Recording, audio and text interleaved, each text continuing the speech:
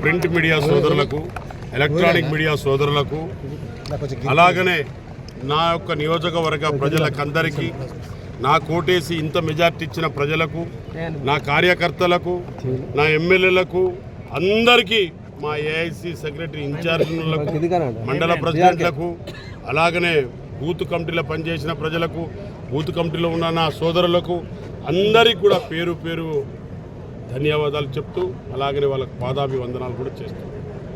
ఎందుకంటే ఇంత మెజార్టీ ఇచ్చి నన్ను గెలిపించి ముందుకు తీసుకుపోయిన ప్రజలకు, వారికి అందరికీ కూడా నేను స్వాగతిస్తూ వాళ్ళకు నేను రుణపడి ఉంటానని చెప్పక తప్పదు.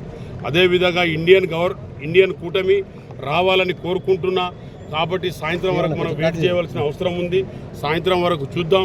ఇండియన్ కూటమి వస్తే తప్పకుండా మీకు రాహుల్ గాంధీ గారు తప్పకుండా ఆయన అన్న గ్యారంటీలు కూడా తప్పకుండా సక్సెస్ అవుతుంది. ఇండియన్ కూటమి వస్తే మా గ్యారంటీలను మేము తప్పకుండా ఇస్తాం. మొన్ననే రైతు బంధు కూడా ఇచ్చారు ముఖ్యమంత్రి గారు. మేము ఆగస్టులో కూడా రైతు రుణమాఫీ కూడా పూర్తి స్థాయిలో చేస్తాం. తప్పకుండా మేము ఇచ్చిన 5 గ్యారంటీలు 100% మేము చేస్తాం. దాని తర్వాత మేము మళ్ళీ మా ఇండియన్ కూటమి ఒకవేళ రేపు ఇంకో 4-5 గంటలైతే తేలిపోతుంది. కాబట్టి రేపేళ్ళుండి మరి ఏమవుతుందో చూడాలి. ఇండియన్ కూటమి పెద్ద భారతదేశం, అది ఏమేమవుతుందనేది దాదాపుగా అందరు ముఖ్యమంత్రులు అందరు కలిసి కూడా చేయవలసిన అవసరం ఉంది. కాబట్టి తప్పకుండా గౌరవనీయ ముఖ్యమంత్రి క్యాబినెట్లో ఉన్న ప్రతి ఒక్కరికి కూడా వాళ్ళకు కూడా వందనాలు సార్. మీరు ఎంపీగా ఏం చేద్దాం అనుకుంటారు? నేను ఎంపీగా ఏం చేద్దామంటే నాకున్న ఆశయాలు కానివ్వండి, నాకు ప్రజలకు ఒక కోరిక. ఇక చెరువులు ఉన్నాయి, కొన్ని మోడికుంట వాగు ఉంది, ఇంకోటి మన పర్ణశాల బ్రిడ్జ్ కూడా ఉంది. అలాంటి కేంద్ర విద్యాలయాలకు అప్గ్రేడ్ చేయవలసిన అవసరం ఉంది. మోడల్ స్కూల్స్ అప్గ్రేడ్ చేయవలసిన అవసరం ఉంది. కొన్ని ట్రైన్స్ తీసుకురావాల్సిన అవసరం ఉంది.